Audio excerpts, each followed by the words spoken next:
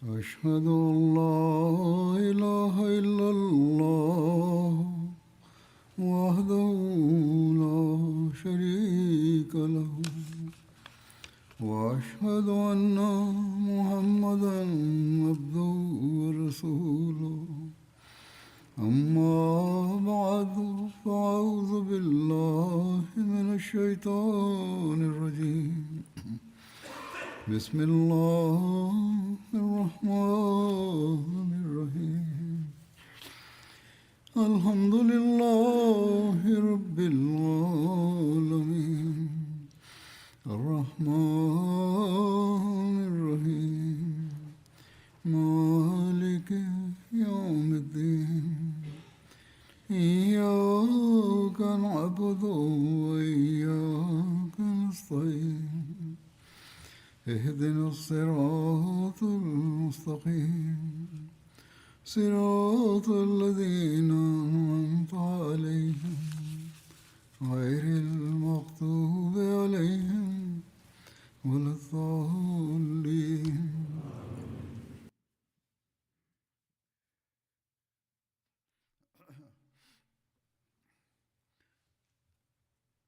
ग़ज़वाए तबूक जो अॼुकल्ह ज़िक्र थी रहियो आहे। पाण सॻोरा सल्लल्लाहु अलैहि वसल्लम इन ग़ज़वा जे लाइ रवाना थिया। इन बारे में तारीख़ असांखे वधीक ई ॿुधाए थी त इस्लामी लश्कर जी तबूक जे लाइ रवानगी खां पोइ पाण सॻोरनि सल्लल्लाहु अलैहि वसल्लम पहिरियों ड्राबो ज़ू ख़ुशब जॻह ते कयो। ज़ू ख़ुशब मदीने खां हिकु राति जी मुसाफ़त ते शाम जे रस्ते ते हिकिड़ी वादी आहे जिथे वॾे अंग में पाणी जा चश्मा आहिनि। उतां खां पाण सॻोरनि सल्लल्लाहु अलैहि वसल्लम ॿेपहरी ऐं टेपहरी जी नमाज़ जमा करे पढ़णु शुरू फ़रमाई। इन सफ़र दौरान ॿेपहरी ऐं टेपहरी ऐं सिजरथो ऐं सोमाणी मुस्तक़िल तौर ते जमा करे पढ़ंदा रहिया। सफ़र दौरान जिथे जिथे पाण सॻोरनि सल्लल्लाहु अलैहि वसल्लम ड्राबो कयो इन जे बारे में मुकमिल तफ़सील त कोन था मिलनि। इन्हनि मां किन जॻहुनि जा सिर्फ़ु नाला दर्ज आहिनि। उहे बि अॻिते जेकॾहिं मौक़ो मिलियो त इनशा अल्लाह बयानु थी वेंदा। हज़रत मुआज़ बिन जबल बयानु कनि था त रसूलुल्लाह सल्लल्लाहु अलैहि वसल्लम ग़ज़वा तबूक में हुआ जो हुज़ूर जे हलण खां पहिरियां सिजु लड़ी वियो ऐं पाण ॿेपहरी ऐं टेपहरी जमा कयऊं। ऐं जेकॾहिं पाण सिजु लड़ण खां पहिरियां हली पवंदा हुआ त ॿेपहरी में देरि कंदा हुआ एसि ताईं जो टेपहरी लाइ लही पवंदा हुआ ऐं सिज लथे में बि ईअं ई कंदा हुआ। जेकॾहिं हुज़ूर जे हलण खां पहिरियां सिजु लही वेंदो हुयो त सिज लथो ऐं सोमाणी जमा कंदा हुआ ऐं जेकॾहिं सिजु लहण खां पहिरियां पाण हली पवंदा हुआ त सिज लथे में देरि कंदा हुआ एसि ताईं जो सोमाणी जे लाइ लहंदा हुआ पोइ ॿई जमा कंदा हुआ। ज़िक्र अचे थो त हिन सफ़र में हज़रत अब्दुर्रहमान बिन औफ़ खे इमामत जी सआदत मिली जंहिंजो वाक़ियो हीअं आहे। हज़रत मुग़ीरा बिन शोबा बयानु कयो त हू रसूलुल्लाह सल्लल्लाहु अलैहि वसल्लम सां गॾु ग़ज़वा तबूक में शरीक थिया। रसूलुल्लाह सल्लल्लाहु अलैहि वसल्लम झंग जे ख़्याल जे लाइ फजर जी नमाज़ खां पहिरियां विया। मां हुज़ूर सां गॾु पाणी जी नंढी पखाल खणी वरिती, माना त हुज़ूर सां गॾु हली पियुसि पाणी खणी। जॾहिं रसूलुल्लाह सल्लल्लाहु अलैहि वसल्लम मूं ॾांहुं वापसि आया त मां मुफ़ासिले ते बीठो हुउसि त मां पखाल मां हुज़ूर जे हथ ते पाणी विझणु लॻुसि ऐं पाण पंहिंजा ॿई हथ टे भेरा धोताऊं। हिते ई वुज़ू जो तरीक़ो बयानु कनि पिया था। पोइ पाण पंहिंजो चहिरो मुबारक माना त सफ़र में कीअं वुज़ू कयूं, पोइ पाण पंहिंजो चहिरो मुबारक धोताऊं। पोइ पाण पंहिंजनि ॿाहुनि खे पंहिंजे जुबे मां ॿाहिरि कढणु लॻा, पर जुबे जूं ॿाहूं थोड़ियूं हुयूं, तंहिं करे पाण पंहिंजा हथ जुबे जे अंदरि दाख़िल कयऊं ऐं पंहिंजूं ॿाहूं जुबे मां कढी ठुठियुनि ताईं धोताऊं। पोइ पाण पंहिंजे जोराबनि ते मसाह कयऊं, माना त जेके जोराबा पातल हुआ उन वक़्तु जोराबनि ते मसाह कयऊं, उन्हनि खे साफ़ु कयऊं, पोइ अॻिते हली पिया। मग़ीरा चवनि था त मां बि हुज़ूर सां गॾु अॻिते हलियुसि एसि ताईं जो असां माण्हुनि खे ॾिठोसीं त हू हज़रत अब्दुर्रहमान बिन औफ़ खे अॻिते करे चुका हुआ। हू हिननि खे निमाज़ पढ़ाए रहिया हुआ त रसूलुल्लाह सल्लल्लाहु अलैहि वसल्लम खे ॿिनि मां हिकिड़ी रकात मिली, माना त हिकिड़ी रकात पहिरियां हू पढ़ी चुका हुआ माण्हू, पाण ॿी रकात माण्हुनि सां गॾु पढ़ियऊं। जॾहिं हज़रत अब्दुर्रहमान बिन औफ़ सलाम विरायो ऐं रसूलुल्लाह सल्लल्लाहु अलैहि वसल्लम पंहिंजी निमाज़ पूरी करण जे लाइ उथी बीठा त इन ॻाल्हि मुस्लमाननि में घबराहट पैदा करे छॾी ऐं तमामु घणी हू तस्बीह करणु लॻा। जॾहिं पाण सॻोरन सल्लल्लाहु अलैहि वसल्लम पंहिंजी निमाज़ ख़तमु करे वरिती त माण्हुनि ॾांहुं मुतवजे थिया ऐं फ़रमायाऊं त तव्हां सही कयो आहे या फ़रमायाऊं सुठो कयो। पाण निमाज़ टाइम ते पढ़ण जे करे उन्हनि जी तारीफ़ कयऊं। समूद क़ौम जे खंडरनि वटां बि लंघण जो बि ज़िक्र मिले थो। हज़रत इब्न उमर खां मरवी आहे त रसूलुल्लाह सल्लल्लाहु अलैहि वसल्लम जॾहिं ग़ज़वा तबूक दौरान हिजर में क़याम फ़रमायो त पाण सॻोरन सल्लल्लाहु अलैहि वसल्लम उन्हनि खे इरशाद फ़रमायो त हू इन जे खूह मां न पीअनि ऐं न इन मां पीआरनि। असहाबनि चयो त असां त इन जे पाणी मां अटो ॻोहे वरितो आहे ऐं असां पंहिंजे जानवरनि खे पाणी पीआरियो आहे। पाण सॻोरन सल्लल्लाहु अलैहि वसल्लम उन्हनि खे इरशाद फ़रमायो त उहो ॻोथल अटो उछले छॾियो ऐं जेको पाणी तव्हां वटि आहे इन पाणी खे बि हारे छॾियो। ऐं हिकिड़ी रिवायत में आहे त पाण सॻोरन सल्लल्लाहु अलैहि वसल्लम खाधो उछलण जो इरशाद फ़रमायो ऐं हज़रत अबू ज़र बयानु कयो त नबी सल्लल्लाहु अलैहि वसल्लम फ़रमायो त जंहिं इन पाणी मां अटो ॻोथो आहे, माना त हितां वारे पाणी मां ॻोथल अटे खे उछलण जो इरशाद फ़रमायाऊं, इन खे उछले छॾियो। हिकिड़ी रिवायत में आहे त रसूलुल्लाह सल्लल्लाहु अलैहि वसल्लम फ़रमायो त न हिन खूह जो पाणी पीओ न इन मां वज़ू कयो ऐं पर इन जे पाणी मां जेको अटो तव्हां ॻोथो आहे उहो उठनि खे खाराए छॾियो, पाण उन मां हरगिज़ न खाओ। हिकिड़ी ॿी रिवायत जे मुताबिक़ रसूलुल्लाह सल्लल्लाहु अलैहि वसल्लम इरशाद फ़रमायो त हू पाणी हिन खूह मां न भरनि जिथे हज़रत सालेह जी ॾाजी पाणी पीअण जे लाइ ईंदी हुई। हा, उन खूह मां वठनि ऐं हीउ जेको खूह हुयो जंहिं मां मना कयो हुयो उतां नाहे कढणो पाणी, ऐं पर पाण फ़रमायाऊं त इन खूह मां पाणी कढो जिथां हज़रत सालेह जी ॾाची पाणी पीअणु ईंदी हुई। शारे बुख़ारी इब्न हजर अस्कलानी जे मुताबिक़ पाण सॻोरन सल्लल्लाहु अलैहि वसल्लम खे इन खूह हज़रत सालेह जी ॾाची जे खूह जो इल्मु वही ज़रिए थियो हुयो। हिकिड़ी रिवायत में आहे त नबी सल्लल्लाहु अलैहि वसल्लम हिजर वटां लंघिया त पाण सॻोरन सल्लल्लाहु अलैहि वसल्लम फ़रमायो त हिननि माण्हुनि जी वस्तियुनि में दाख़िल न थियो जन ज़ुल्म कयो, पर हीअ त तव्हां रोई रहिया हुजो। वॾी ख़ौफ़ ऐं ख़शियत जी हालत हुअणु घुरिजे। अलाह ताला खां दुआऊं घुरंदे हितां लंघो। जन क़ौमुनि ते अज़ाब आयो हुयो उन्हनि वस्तियुनि मां लंघो पिया था, मतां तव्हां ते उहा मुसीबत पहुचे जेका उन्हनि खे पहुती आहे।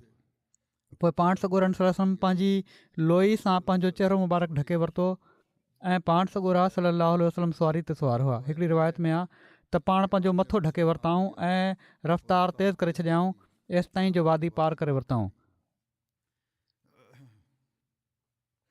हीउ जेको हिजर आहे नालो जेको इलाइक़ो आहे इन जो तारीफ़ हीअ आहे त मदीने मां तबूक वेंदे ईंदो आहे हीउ इलाइक़ो। उते हज़रत सालेह जी क़ौम समूद आबाद हुई। इन इलाइक़े जो नालो हिजर हो। अॼुकल्ह हीउ इलाइक़ो मदाइन सालेह जे नाले सां मशहूरु आहे। अल्लाह हिन क़ौम खे तमामु घणियुनि नेमतुनि सां नवाज़ियो। सरसब्ज़ खेत हुआ, वहंदड़ चश्मा हुआ, ॿनी ॿारे जो वसी इंतिज़ामु हुयो, खजूर ऐं ॿियनि मेवनि जा बाग़ हुआ, बेमिसाल क़ुवत ऐं सलाहियत जा हामिल हुआ। ही माण्हू ॾाढो पोटेंशियल हुयो हिननि माण्हुनि जो, महिनत करण वारा हुआ ऐं अलाह ताला नवाज़नि बि ख़ूब कुदरती वसाइल सां ज़रियनि सां एसि ताईं। मतिलबु आहे स्किल उन्हनि जी हीअ हुई त जबलनि में घर ठाहिण वारा हुआ ही माण्हू। हज़रत सालेह जी ॾाची उन्हनि जे लाइ निशान तौरु हुई, पर उन्हनि इन जूं खुचूं वठी छॾियूं इन ते अलाह ताला उन्हनि खे अज़ाब सां तबाह बर्बादु करे छॾियो। क़ुर शरीफ़ में हिन क़ौम जो नालो असहाबुल हिजर आयो आहे ऐं क़ुर शरीफ़ में अल हिजर नाले जी सूरत बि आहे। इन सफ़र में पाण सॻोरनि सल्लल्लाहु अलैहि वसल्लम जी ॾाची गुम थी वञण जो वाक़ियो बि मिले थो।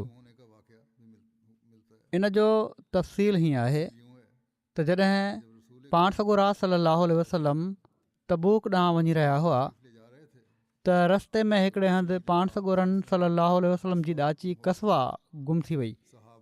पाण सॻोरनि सल्लल्लाहु अलैहि वसल्लम जा असहाब उनखे ॻोल्हण जे लाइ निकिता। पाण सॻोरनि सल्लल्लाहु अलैहि वसल्लम वटि हज़रत मारा बिन हज़म बि हुआ जो जेके बैत अक़बा में शामिलु थिया हुआ ऐं बदरी असाबी हुआ। हज़रत मारा जे ख़ैमे में ज़ैद बिन सल्त हो जेको यहूदी क़बीले बनू कैनुका सां तालुक़ु रखंदो हुयो ऐं यहूदी हुयो पोइ मुस्लमान थियो, पर मुस्लमान अहिड़ो ई हुयो जो उन मुनाफ़क़त जो इज़हार कयो, पूरी तरह ईमान मज़बूत कोन हुउसि। उहो ईअं हिते बि इज़हार थियो इन जो, उहो ईअं थियो जो ज़ैद ख़ैमे वारनि खे चयो त हज़रत उमारा रसूलुल्लाह सल्लल्लाहु अलैहि वसल्लम वटि मौजूदु हुआ त छा मोहम्मद सल्लल्लाहु अलैहि वसल्लम ही दावा नथा कनि त हू नबी आहिनि ऐं हू तव्हांखे आसमान जी ख़बरुनि खां आगाह कनि था। पर हाल हीअ आहे जो उन्हनि खे पाण नाहे ख़बर त उन्हनि जी ॾाची वई काॾे। ज़ैद पंहिंजे ख़ैमे में ही ॻाल्हि करे रहियो हुयो त बिल्कुलु ओॾी महिल पाण सॻोरनि सल्लल्लाहु अलैहि वसल्लम हज़रत अमारा खे फ़रमायो जॾहिं त हू पाण सॻोरनि सल्लल्लाहु अलैहि वसल्लम वटि हुआ त हिकिड़े शख़्स हीअ चयो आहे त मोहम्मद सल्लल्लाहु अलैहि वसल्लम तव्हां माण्हुनि खे त ॿुधाए थो त हू नबी आहे ऐं सम्झे थो त हू तव्हां माण्हुनि खे आसमान जी ख़बरुनि खां आगाह थो करे, जॾहिं त उनखे पाण कान्हे ख़बर त उन जी ॾाची आहे किथे। ख़ुदा जो कसम, पाण फ़रमायाऊं त ख़ुदा जो कसम मूंखे नाहे ख़बर सवाइ इन जे जंहिंजो अलाह ताला मूंखे इल्मु ॾिनो आहे। ग़ैब जो इल्मु त मां नथो ॼाणा, अलाह ताला जेको ॿुधाईंदो आहे मां उहो ई ॿुधाईंदो आहियां ऐं यकीनन अलाह ताला मूंखे ॾाची जे बारे में ॿुधाए छॾियो आहे त उहा फलाणी फलाणी माथिरी में आहे ऐं हिकिड़ी माथिरी ॾांहुं इशारो कयऊं। अलाह ताला उन मुनाफ़िक़ जी ॻाल्हि ॿुधी फ़ौरन गैरत ॾेखारी ऐं हुज़ूर खे कशफ़न ॿुधाए बि छॾियो अथई त उते फलाणे हंधि आहे या इलाहमन ॿुधाए छॾियईं। हिन जी नाकेली हिकिड़े वण में अटकियल आहे, सो वञो ऐं उहा मूं वटि काहे अचो। सो असाब विया ऐं उहा काहे आया। पोइ हज़रत अमारा पंहिंजे ख़ैमे ॾांहुं विया ऐं चयाऊं अलाह जो कसम अॼु हिकिड़ी अजीब ॻाल्हि थी आहे। हाणे ई पाण सॻोरनि सल्लल्लाहु अलैहि वसल्लम असांखे हिकिड़े शख़्स जी ॻाल्हि जे बारे में ॿुधायो जेका अलाह ताला पाण सॻोरनि सल्लल्लाहु अलैहि वसल्लम खे ॿुधाए छॾी। हज़रत अमारा जे ख़ैमे मां हिकिड़े शख़्स ॿुधायो त अलाह जो कसम जेका ॻाल्हि तव्हां हाणे ॿुधाई आहे अलाह ताला पाण सॻोरनि सल्लल्लाहु अलैहि वसल्लम खे ॿुधायो त ज़ैद तव्हांजे अचण खां पहिरियां बिल्कुलु इहा ई ॻाल्हि कई हुई। हीअ जेको हिते वेठो आहे शख़्स, इन ते हज़रत अमारा ज़ैद खे ॻिची खां वरितो ऐं पंहिंजे साथियुनि खे चवणु लॻा त ऐं अलाह जा बानो, मुंहिंजे ख़ैमे में हिकिड़ो नांग हुयो ऐं मां उनखे पंहिंजे ख़ैमे मां ॿाहिरि कढण खां बेख़बर हुउसि ऐं ज़ैद खे मुखातिबु करे चयऊं त अॻिते लाइ मुंहिंजो तोसां को वास्तो कोन्हे। किन माण्हुनि जो ख़्यालु आहे त ज़ैद बाद में तौबा करे वरिती ऐं किन जो ख़्यालु आहे त अहिड़ी तरह शरारतुनि में मुलविस रहियो ऐं इन ई हालति में मरी वियो। हिकिड़ी रिवायत में आहे त जेके असहाबी पाण सॻोरनि सल्लल्लाहु अलैहि वसल्लम जी ॿुधायल जॻह तां ॾाची ॻोल्हे आया हू हारिस बिन ख़ज़मा हुआ। इन सफ़र में सफ़र जो समर माना त राशन खाइण पीअण जो सामान बि घटिजी वियो। इन जे तफ़सील में लिखियलु आहे जेका हज़रत अबू हुरैरा खां रिवायत आहे त ग़ज़वा तबूक जे सफ़र में माण्हुनि खे ॾाढी बुख लॻी। उन्हनि चयो या रसूलुल्लाह सल्लल्लाहु अलैहि वसल्लम जेकॾहिं तव्हां असांखे इजाज़त ॾियो त असीं पंहिंजा पाणी भरण वारा उठ ज़िबह करे वठूं ऐं असीं खाऊं ऐं सण बि इस्तेमालु कयूं। पाण फ़रमायाऊं करे वठो। काफ़ी हालति ख़राबु आहे बुख विचां। रावी चवनि था इन ते हज़रत उमर आया, उन्हनि खे जॾहिं ख़बर पई हू आया अर्ज़ु कयाऊं या रसूलुल्लाह जेकॾहिं तव्हां ईअं कयो त सुवारियूं घटिजी वेंदियूं। माण्हुनि खे पंहिंजो बाक़ी बचियल सफ़र जो समर आइण जो इरशाद फ़रमायो पोइ उन्हनि जे लाइ इन ते बरकत जे लाइ दुआ कयो, पर इन आहे त अलाह ताला इन में बरकत रखे छॾे। पाण सॻोरन सलल्लाहु अलैहि वसल्लम फरमायो, हा इहो सही आहे। रावी चवनि था त पाण सॻोरन सलल्लाहु अलैहि वसल्लम हिकिड़ो चम जो दस्तरखान घुरायो ऐं विछाए छॾियऊं, ऐं पोइ सभिनी जा बाक़ी बचियल माना त खाधे जा सामान घुरायाऊं। को मुठ खनि मकई खणी आयो, को मुठ खनि खजूरूं, को मानी जो टुकड़ो वग़ैरह खणी आयो, एसि ताईं जो इन दस्तरखान ते इन मां कुझु थोरो घणो गॾु थी वियो। पाण सॻोरन सलल्लाहु अलैहि वसल्लम इन ते बरकत जी दुआ फरमाई ऐं पोइ फरमायाऊं त इहो पंहिंजे थांवनि में भरे वठो, खणी वठो। उन्हनि थांवनि में उहो खयो, एसि ताईं जो लश्कर में को थां न छॾियऊं, पर उनखे भरे वरिताऊं ऐं सभिनी खाधो ऐं ड्रॉ थी वियुनि ऐं कुझु बची बि पियो। ओॾी महिल रसूलुल्लाह सल्लल्लाहु अलैहि वसल्लम फरमायो, मां शाहिदी थो ॾियां त अलाह खां सवाइ को माबूद न आहे ऐं मां अलाह जो रसूल आहियां, ऐं जेको शख़्स बिना कंहिं शक जे हिननि ॿिन्ही शाहिदियुनि सां ख़ुदा सां मिलंदो उनखे जन्नत खां न रोकियो वेंदो। इन सफ़र में मुख़्तलिफ़ वाक़िअनि जो बि ज़िक्र मिले थो। हिकिड़ो वाक़ियो ॿिनि माण्हुनि जी लड़ाई जो बि आहे। हज़रत याला बिन उमैया बयानु कयो त मां नबी सल्लल्लाहु अलैहि वसल्लम सां गॾु ग़ज़वा तबूक में शामिलु थियुसि। मुंहिंजो हिकिड़ो नौकर हुयो, इन हिकिड़े माण्हू सां लड़ाई कई ऐं उन्हनि ॿिन्ही मां हिकिड़े ॿिए जे हथ ते चकु हयो। चवनि पिया त जंहिंजे हथ ते चकु हयो वियो हुयो उन पंहिंजे हथ खे चकु हणण वारे जे वात मां छिकियो त उन जे साम्हूं वारनि ॿिनि ॾंदनि मां हिकिड़े खे पटे छॾियो। एॾी मज़बूती सां पकड़ियो हुअईं जो निकिरे न पियो। जॾहिं उन ज़ोर लॻायो त जेको चकु पियो हणे, जंहिंजे वात में हथु हुयो उन जा ॾंद पटिजी पिया इन छिकण जे करे। बहरहाल हू ॿई पाण सॻोरन सलल्लाहु अलैहि वसल्लम वटि आया ऐं जंहिंजो ॾंदु भॼी पियो हुयो उन दियत जो मुतालबो कयो त मुंहिंजो ॾंदु भॻो आहे, हिन मूंखे हिन जो मुआवज़ो ॾिनो वञे। पाण सॻोरन सलल्लाहु अलैहि वसल्लम उनखे साकित करार ॾेई छॾियो ऐं उन्हनि चयो त हीअ ग़लति आहे, माना त दियत जो हक़दार करार न ॾिनऊं ऐं फरमायाऊं त छा हू पंहिंजे हथ खे तुंहिंजे वात में छॾे ॾियां ऐं तूं हुनखे चॿाड़े विझी आहे। ॼण त उहो उठ जे वात में आहे जेको उनखे चॿाड़े विझंदो आहे। माना त जंहिंजे हथ खे चकु हयो पियो वञे उन पंहिंजे बचाव में जॾहिं हथु छिकियो त इन जे करे ॾंदु भॻो आहे त का दियत न आहे। सो फ़ैसिलो दियत जो बि हक़ीक़तुनि ऐं हालात जे मुताबिक़ हूंदो आहे। ईअं ई बिना हक़ीक़तुनि ॾिठे दियत न ॾिनी वेंदी। अहिड़ी तरह इन सफ़र जे वाक़िअनि मां के ॿिया वाक़िआ बि आहिनि। मिसाल तौरु हज़रत हुमैद साहिदी बयानु कनि था त ग़ज़वा तबूक में सफ़र दौरान जॾहिं पाण वादी कुरा में पहुता त उते खजूर जो हिकिड़ो बाग़ हुयो। पाण सॻोरन सलल्लाहु अलैहि वसल्लम पंहिंजे असहाबनि खे फरमायो, अंदाज़ो हणो त केतिरी खजूर हूंदी। इन ते सभिनी अंदाज़ो हयो ऐं रसूलुल्लाह सल्लल्लाहु अलैहि वसल्लम बि 10 वस्क माना त तक़रीबन 1800 किलो जो अंदाज़ो हयो त एतिरी खजूर इन मां लहंदी।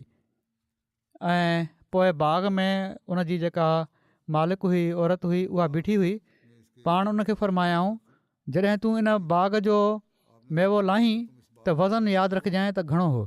रावी चवनि था त तबूक तां वापसी ते जॾहिं असां उन ई बाग़ वटि पहुतासीं त उन औरत खां पुछियोसीं त केतिरो मेवो लथो हो, त उन बैन ई उहो ई ॿुधायो जेको अंदाज़ो पाण सॻोरन सल्लल्लाहु अलैहि वसल्लम हयो हुयो, माना त 10 वस्क। अहिड़ी तरह ही रावी बयानु कनि था त जॾहिं असीं तबूक में आयासीं त पाण फरमायाऊं त होशियारु रहिजो, अॼु राति सख़्तु मिटी जो तूफ़ान ईंदो ऐं को बि शख़्स बीठो न रहे ऐं जंहिंसां गॾु उठ आहे उहो उठ जा गोॾा बि ॿधी छॾे ऐं जेकॾहिं कंहिंखे ज़रूरत जे लाइ ॿाहिरि वञिणो पए त हू अकेलो न वञे ऐं पर 2 माण्हू रलिजी वञनि। लॻे थो त पाण सॻोरन सल्लल्लाहु अलैहि वसल्लम खे मिटी जे तूफ़ान जो अंदाज़ो थी वियो हुयो, या मुमकिन आहे त अलाह ताला हुज़ूर खे ॿुधाए छॾियो हुजे। असां बयानु कनि था त असां इरशाद जी तामील में पंहिंजे उठनि खे ॿधी छॾियोसीं ऐं पोइ उन राति तमामु ज़ोर सां झक हली।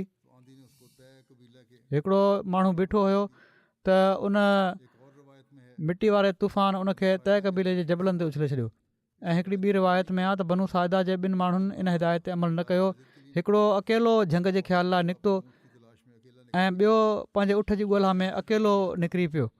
जेको झंग जे ख़्याल लाइ वियो हुयो उनखे ख़ुनाक मर्ज़ थी वियो, जेका गले जी हिकिड़ी बीमारी आहे। ऐं जेको उठ जी ॻोल्हा में निकितो हुयो उनखे तेज़ हवा उॾारे तइ जे ॿिन्ही जबलनि जे विच में वञी उछलियो। पाण सॻोरनि सलम खे इन जी ख़बर पई त पाण फरमायाऊं त मां बिना कंहिंखे साण वरिते ॿाहिरि निकिरण खां झले न छॾियो हुयो। इन्हनि मां जेके बीमार थी विया हुआ उन्हनि जे लाइ पाण सॻोरनि सलम दुआ फरमाई ऐं हू चङा भला थी विया। ऐं ॿिया जेके तइ जबलनि में वञी किरिया हुआ उन्हनि खे ख़ुदि तइ क़बीले वारा मदीने में हज़ूर वटि वठी आया। बाद में हिकिड़ी रिवायत में आहे त इन मिटी वारे तूफ़ान खां बाद जॾहिं माण्हुनि सुबुह कयो त उन्हनि वटि पाणी मौजूदु न हुयो। उन्हनि रसूलुल्लाह सल्लल्लाहु अलैहि वसल्लम जी ख़िदमत में अर्ज़ु कयो त रसूलुल्लाह सल्लल्लाहु अलैहि वसल्लम दुआ फरमाई अलाह ताला हिकिड़ो झुड़ मोकिलियो ऐं उहो उन्हनि ते ख़ूब वसियो एसि ताईं जो उन्हनि पंहिंजूं पखालूं भरे वरितियूं ऐं पंहिंजी ज़रूरत पूरी करे वरिती। रसूलुल्लाह सल्लल्लाहु अलैहि वसल्लम जी दुआ जे नतीजे में तबूक जे सफ़र दौरान मौजज़ाने तौर ते मींहं जे हिकिड़े ॿिए वाक़े जो बि ज़िक्र हीअं थो मिले। हज़रत इब्न अब्बास रज़ी ताला अन्हु बयानु कनि था त हज़रत उमर बिन ख़त्ताब खे हीउ चयो वियो त तव्हां असांखे ग़ज़वा तबूक जे बारे में कुझु ॿुधायो। त उन्हनि ॿुधायो त असीं शदीद गर्मी जे मौसम में तबूक ॾांहुं रवाना थियासीं। असां हिकिड़े हंधि ड्राबो कयोसीं। असांखे ॾाढी उञ लॻी एसि ताईं जो असांखे ईअं महसूसु थियो त जीअं असांजा कंध कपिजी पवंदा। एसि ताईं वञी ॻाल्हि पहुती जो जेकॾहिं हिकिड़ो शख़्स पाणी जी ॻोल्हा में वेंदो हुयो ऐं हू वापसि न ईंदो हुयो त असां हीअ सम्झंदा हुआसीं त शायदि हू मरी वियो आहे। हिकिड़ो शख़्स पंहिंजे उठ खे क़ुर्बान कंदो हुयो। हू उनजे मैदे मां पाणी निपुड़े उनखे पीअंदो हुयो ऐं बाक़ी बची पवण वारे हिसे खे पंहिंजे पेट में रखे वठंदो हुयो। पंहिंजी जेका बि उन जॻह रखी हुई, पेट त मुंहिंजो ख़्यालु न आहे, हिते कंटेनर मुराद आहे, त उन में रखे वठंदो हुयो। हज़रत अबू बकर सिद्दीक़ अर्ज़ु कयो त या रसूलल्लाह, अलाह ताला तव्हांजी दुआ में भलाई रखी आहे त तव्हां असांजे लाइ दुआ कयो। पाण सॻोरन सल्लल्लाहु अलैहि वसल्लम पुछा कई, छा तव्हां हीउ चाहियो था त मां दुआ कयां? इन जे लाइ मां दुआ कयां? असां अर्ज़ु कयोसीं त जी हा। त नबी सल्लल्लाहु अलैहि वसल्लम पंहिंजा ॿई हथ बुलंद कया। अञा हज़ूर जा हथ वापसि न आया हुआ जो झुड़ छांव कई ऐं मींहुं शुरू थी वियो। माण्हुनि पाण वटि मौजूदु सभई शयूं भरे वरितियूं। पोइ उनखां बाद असां इन शइ जो जाइज़ो वरितोसीं त लश्कर खां अॻिते किथे बि मींहुं कोन वसियो हुयो। अहिड़ी तरह तबूक जे चश्मे में पाणी वधी वञण जे मौजज़े जो बि ज़िक्र मिले थो। हज़रत मुआज़ बिन जबल बयानु कनि था त असां रसूलुल्लाह सल्लल्लाहु अलैहि वसल्लम सां गॾु ग़ज़वा तबूक जे साल निकितासीं। पाण निमाज़ूं जमा कनि पिया, पाण ॿिए परी टे परी ऐं सिज लथे ऐं सुम्हण जी निमाज़ गॾु पढ़नि पिया। हिकिड़े ॾींहुं पाण निमाज़ में कुझु देरि फरमायाऊं। पाण सॻोरा सल्लल्लाहु अलैहि वसल्लम ॿाहिरि आया ऐं ॿिए परी टे परी जूं निमाज़ूं जमा कयाऊं। पोइ अंदरि हलिया विया। उनखां पोइ ॿाहिरि आया ऐं सिज लथे सुम्हण जूं निमाज़ूं गॾाए पढ़ियाऊं। पोइ हुज़ूर फरमायो, सुभाणे तव्हां इनशा अल्लाह तबूक जे चश्मे ते पहुचंदव ऐं जेसि ताईं ख़ूब ॾींहुं न निकिरी अचे तव्हां इन ताईं न पहुचंदव। सो तव्हां मां जेको इन वटि पहुचे उहो इन जे पाणी खे बिल्कुलु हथु न लॻाए जेसि ताईं जो मां न अची वञा। उते चश्मो हुयो। पाण फरमायूं त जेसि ताईं मां न अचां इन जे पाणी मां कुझु बि न वठिजो। रावी चवनि था त पोइ असां हिन चश्मे ते पहुतासीं, पर ॿ माण्हू उते असांखां पहिरियां पहुची चुका हुआ ऐं चश्मे में थोरो थोरो पाणी वही रहियो हुयो। रावी चवनि था त रसूलुल्लाह सल्लल्लाहु अलैहि वसल्लम उन्हनि ॿिन्ही खां पुछियो त छा तव्हां इन जे पाणी खे हथु लॻायो आहे? उन्हनि ॿिन्ही चयो त जी हा। पोइ नबी सल्लल्लाहु अलैहि वसल्लम उन्हनि ॿिन्ही खे तंबीह फरमाई। जेको अलाह चाहियो पाण उन्हनि खे चयाऊं। रावी चवनि था पोइ माण्हुनि इन चश्मे मां पंहिंजे हथनि ज़रिए थोरो थोरो पाणी कढियो एसि ताईं जो हिकिड़े थां में कुझु पाणी गॾु थी वियो। पोइ रसूलुल्लाह सल्लल्लाहु अलैहि वसल्लम इन में पंहिंजा ॿई हथ धोता ऐं मुंहुं धोताऊं। पोइ इन पाणी खे इन चश्मे में वापसि विझी छॾियाऊं त चश्मो तेज़ी सां वहणु लॻो एसि ताईं जो माण्हू ख़ूब सैराब थी विया। पोइ हुज़ूर सल्लल्लाहु अलैहि वसल्लम हज़रत मुआज़ खे मुखातिब थी करे फरमायो, ऐं मुआज़, जेकॾहिं तुंहिंजी उमिरि डिघी थी त तूं ॾिसी वठंदे त हीअ जॻह बाग़नि सां भरिजी वई आहे।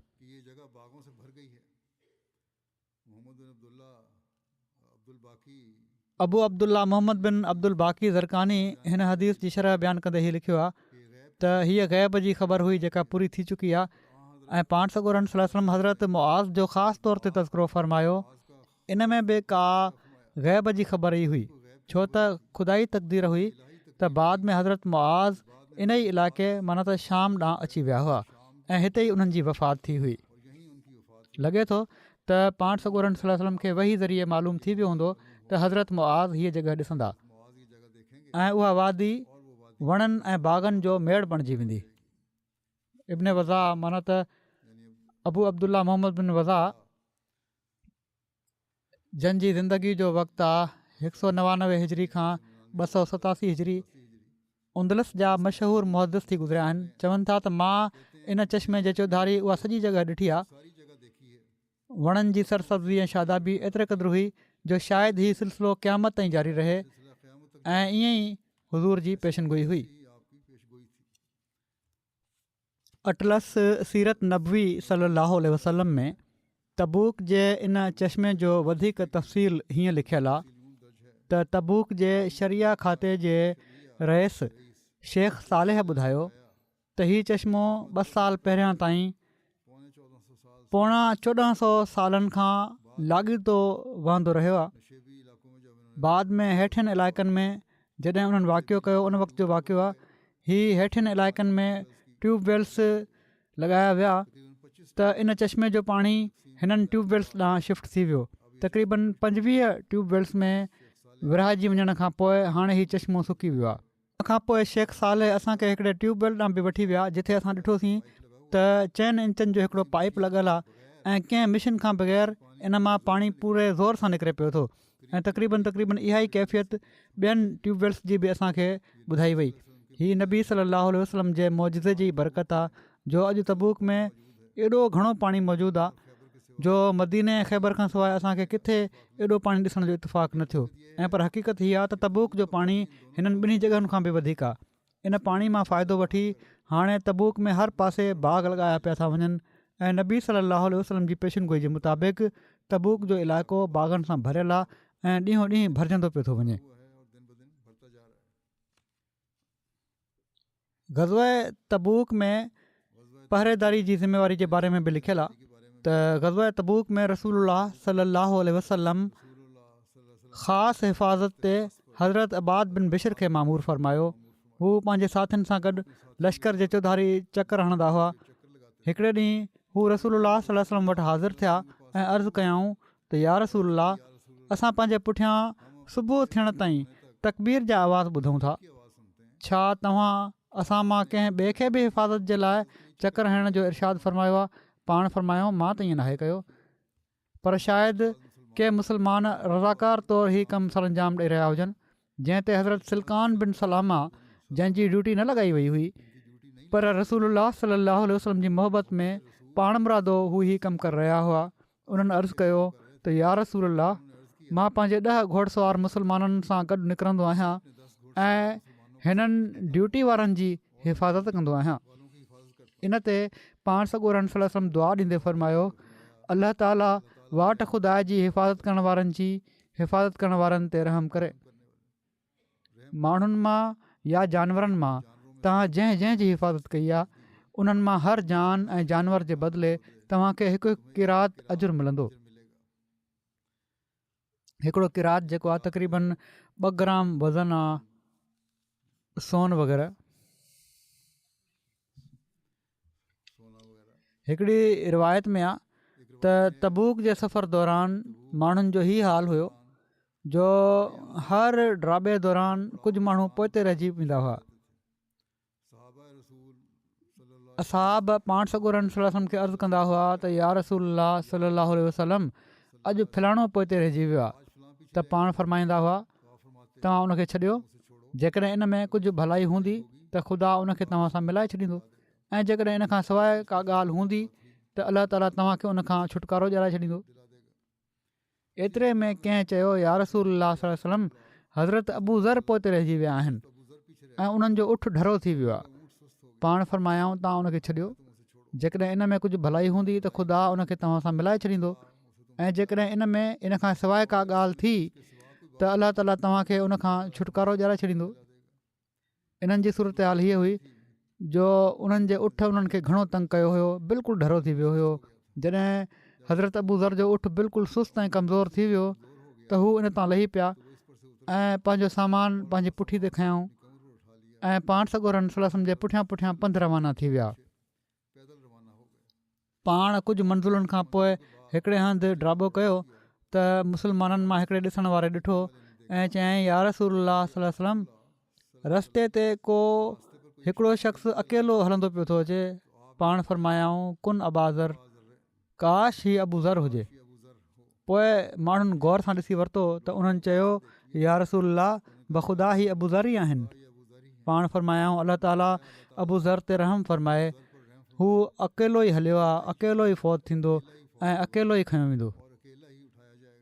पाण सॻोरन सल्लल्लाहु अलैहि वसल्लम हज़रत अबू ज़र जे बारे में ही जेको फरमायो हुयो अकेले हुअण जे बारे में, उहो हज़रत उस्मान रज़ी ताला अन्हो जे ख़िलाफ़त जे दौर में हर्फ़ बर्फ़ पूरो थियो, जॾहिं ही पंहिंजे घर वारनि समेत मदीने खां ॿाहिरि रबज़ा में मुक़ीम थी विया। रबज़ा मदीने खां 3 ॾींहंनि जी मुसाफ़त ते तक़रीबन 96 मेलनि जे मुफ़ासिले ते हिकिड़ी जॻह आहे। उन्हनि सां गॾु हिननि जा ॿार बचा ऐं हिकिड़ो ग़ुलाम हुयो। उन वक़्तु हिते ॿी का बस्ती वग़ैरह न हुई। हिननि जी वफ़ात जो वक़्तु वेझो आयो त हिननि जी घरवारी अकेलाई जे करे परेशान थी ऐं कफ़न वग़ैरह बि कोन हुयो जंहिं ते हू रोअणु लॻियूं। त हज़रत अबू ज़र उन्हनि खे चयो त रो न।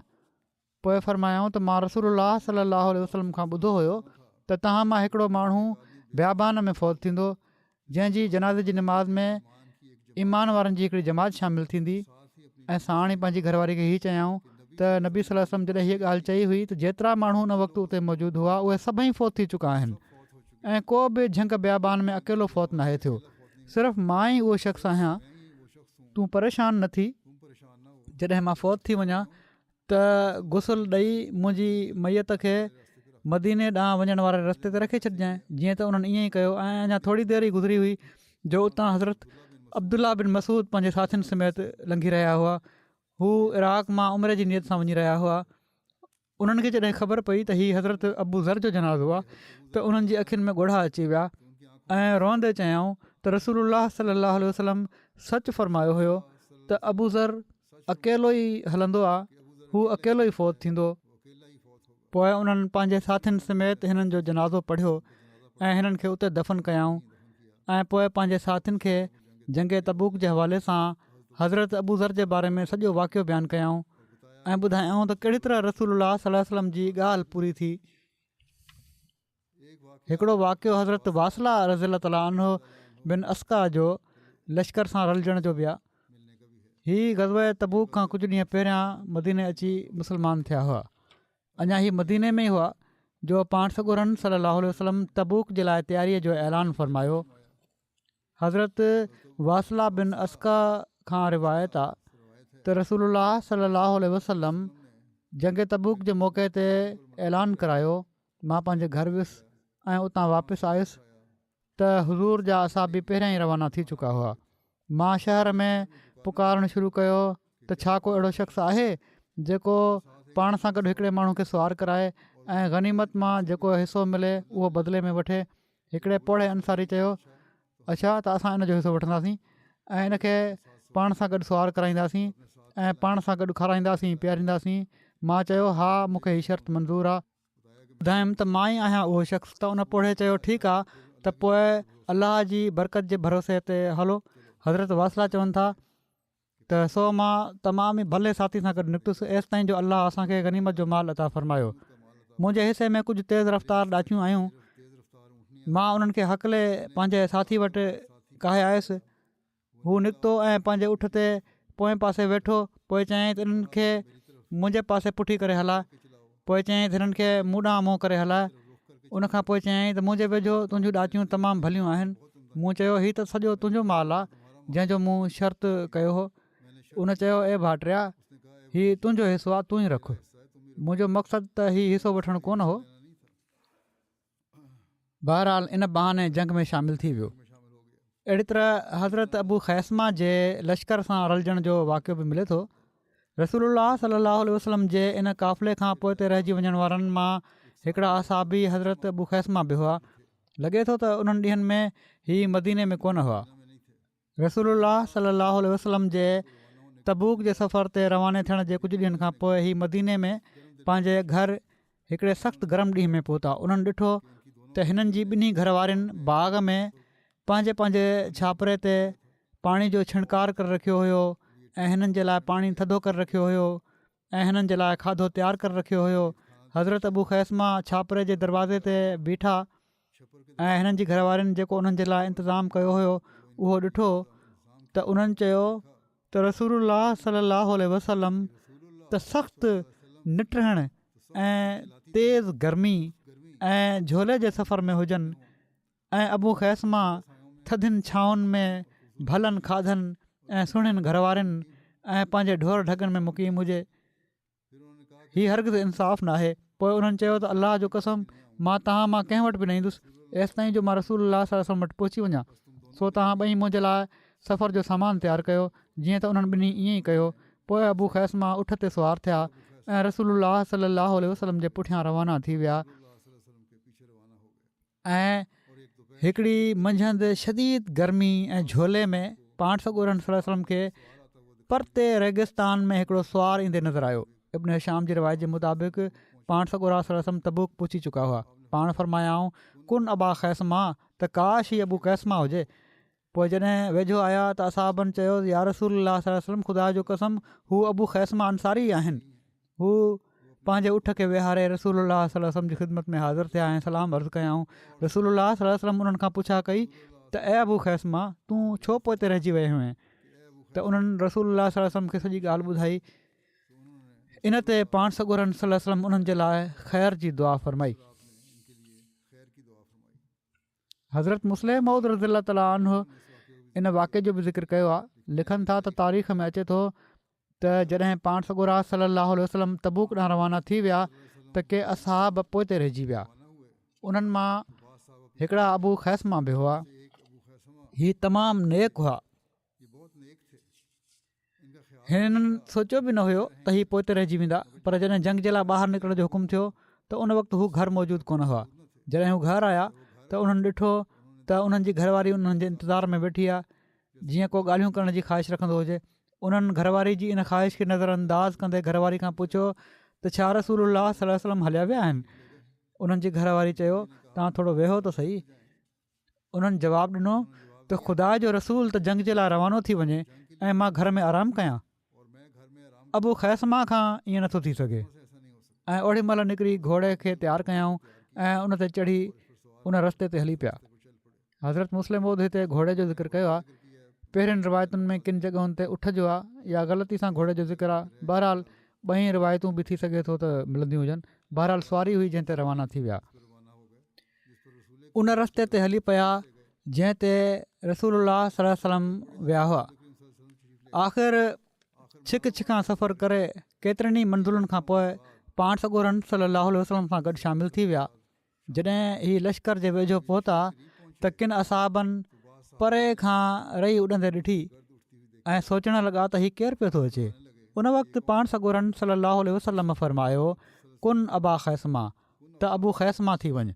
हाणे इन फ़िक्रे जो हीउ मतिलबु त नथो थी सघे त अचण वारो केर बि हुजे उहो अबू ख़ैसमा थी वञे। सो इन जी हीअ माना आहे त मुंहिंजी ख़्वाहिश आहे त अचण वारो अबू ख़ैसमा हुजे। कुन जी वज़ाहत कंदे हिकिड़े ॿिए हंधि हज़रत मुस्लिम मऊद लिखियो आहे। पहिरियों हवालो तफ़सीर कबीर जो आयत जो हुयो। हिते बि हवालो आहे इन जो तफ़सीर जो ई आहे।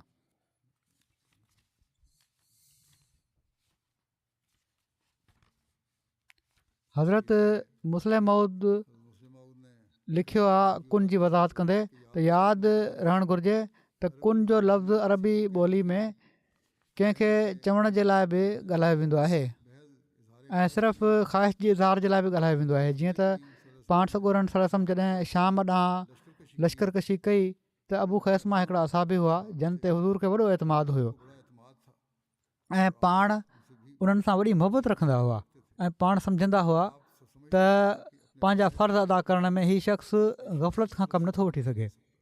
पर जॾहिं पाण लश्कर सां गॾु शहर खां कुझु मुफ़ासिले ते वञी पहुता ऐं पाण पंहिंजे असाबनि जो जाइज़ो वरिताऊं त हज़ूर खे अबू ख़ैसमा नज़र न आया, जंहिं ते हज़ूर खे ॾाढो अफ़सोस थियो त मूंखे इन ते एॾी हुस्नज़नी हुई ऐं हू जहाज़ खां पोइ हिते रहिजी वियो आहे। जॾहिं पाण हलिया त कंहिं चयो हज़ूर को शख़्स पुठियां अचे पियो थो। पाण उन ॾांहुं ॾिठाऊं ऐं फ़रमायाऊं कुन अबा ख़ैसमा। जॾहिं उहा रही ख़तमु थी ऐं उहो शख़्स वेझो पहुतो त माण्हुनि ॾिठो त हू अबू ख़ैसमा ई हो। इन ते पाण अलाह ताला जी तारीफ़ कयाऊं त उन हज़ूर जी ख़्वाहिश खे एॾो जल्दी पूरो फ़रमाए छॾियो। हाणे कुन अबा ख़ैसमा जी हीअ माना न हुई त अचे त को ॿियो पियो हुजे, पर रसूल फ़रमायो त हू अबू ख़ैसमा बणिजी वञे। ऐं पर कुन अबा ख़ैसमा जी हीअ माना हुई त ख़ुदा करे त हीअ अचण वारो शख़्स अबू ख़ैसमा ई हुजे। त अरबी ॿोली में हीउ हिकिड़ो मुहावरो आहे त कॾहिं कॾहिं ख़्वाहिश जे इज़हार जे लाइ बि कुन जो लफ़्ज़ ॻाल्हाए वठिबो आहे। जंहिं आयत जो तफ़सीर पाण बयानु कयो अथनि उहा त मां नाहे पढ़ी, पर बहरहाल ही कुन जे लफ़्ज़ जी वज़ाहत करे छॾी आहे। बाक़ी इनशा आईंदा बयानु कंदुसि। रबुआ जी मस्जिद जे वाक़े में जेके ज़ख़्मी थिया हुआ, हमले जो जेको वाक़ियो थियो आहे, इन में जेके ज़ख़्मी थिया हुआ उन्हनि जे लाइ दुआ कयो। अलाह ताला घणनि ज़ख़्मियुनि खे अलाह ताला पंहिंजी हिफ़ाज़त में रखे ऐं जल्द शिफ़ाए कामिला अता फ़रमाए। पाकिस्तान में मुख़ालफ़नि जे हर मनसूबे खे नाकाम ऐं नामुराद करे अलाह ताला। रबुआ में बि अॼु ख़त्म नबूअ जे नाले ते जलसो थी रहियो आहे ऐं मुलनि जेको गंद ऐं गिलाज़त ॻाल्हाइणी हुई ॻाल्हाइनि पिया था, ॻाल्हाए चुका आहिनि, ख़बर न आहे ख़तमु थी चुको आहे हाणे त जलसो। अलाह ताला उन्हनि जे शर खां महफ़ूज़ रखे। अहिड़ी तरह बांग्लादेश जे अहमदनि जे लाइ बि दुआ कयो। उते बि मुख़ालफ़नि जा तमामु ख़राबु इरादा लॻनि पिया था। अलाह ताला उते बि हर अहमदी खे महफ़ूज़ रखे। फ़लस्तीनियुनि जे लाइ बि दुआ कयो। अलाह ताला उन्हनि ते रहम फ़रमाए ऐं ज़ालिमनि खां निजात ॾिए। जंगबंदी जेका चई पई थी वञे उहा त सिर्फ़ु नाले जी आहे। गुज़िरियल 2 ॾींहंनि में जेके वाक़िया थिया आहिनि उन्हनि साबित करे छॾियो आहे त हीअ सिर्फ़ु नाले जी जंगबंदी हुई। अलाह ताला उन्हनि मज़लूमनि खे ज़ुल्म खां बचाए ऐं ज़ालिमनि जी पकड़ करे।